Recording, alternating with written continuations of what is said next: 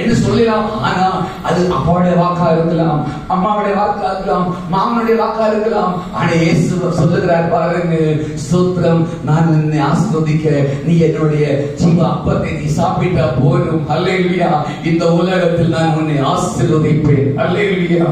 ஒருவேளை நான் செத்து போவேன் என்ற ஒரு நிலைமையில் இருந்தாலோ கர்த்தர் உனக்கு ஜீவனை கொடுத்து, பலனை கொடுத்து, அற்புதத்தை கொடுத்து உன்னை அதிசயமாய் நடத்துவார். அல்லேலூயா. இது கர்த்தர் கொடுக்கிற வார்த்தை பாருங்க. ஸ்தோத்திரம். அடுத்து வாசிக்கும் போது யோவான் சுவிசேஷத்திலே இயேசுதான் நானே ஜீவாப்பம். வாசியுங்கள். யோவான் சுவிசேஷம் 6ஆம் அதிகாரம் 48 முதல் வாசிப்போம். யோவான் சுவிசேஷம் 6ஆம் அதிகாரம் 48 முதல் உள்ள வசனங்கள். 6ஆம் அதிகாரம் 48 முதல். ஜீவ அப்பம் நானே, உங்கள் பிதாக்கள் வனாந்தரத்திலே மன்னாவை புசித்திருந்து மரித்தார்கள். இதிலே புசிக்கிறவன் மரியாமல் இருக்கும்படி வானத்தில் இருந்து இறங்கின அப்பம் இதுவே, நானே வானத்தில் இருந்து இறங்கின ஜீவாப்பம்.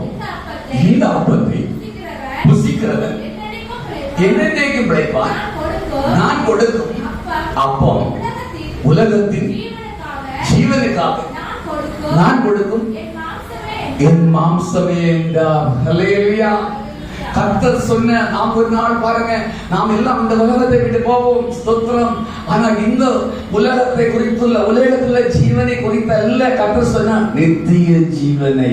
அல்லேலூயா. யோவான் 3:16 சொல்லப்பட்டிருக்கிறது, தன்னுடைய ஒரே பேராய குமாரனை விசுவாசிக்கிறவன். ஸ்தோத்திரம்.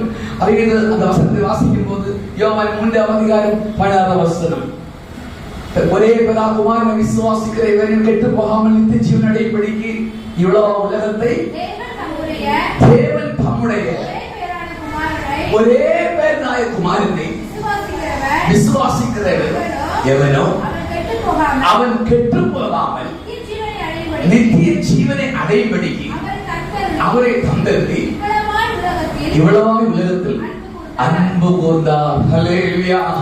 இந்த உலகத்தில் எத்தனையோ கோடி வந்து கொண்டிருக்கிறாங்க.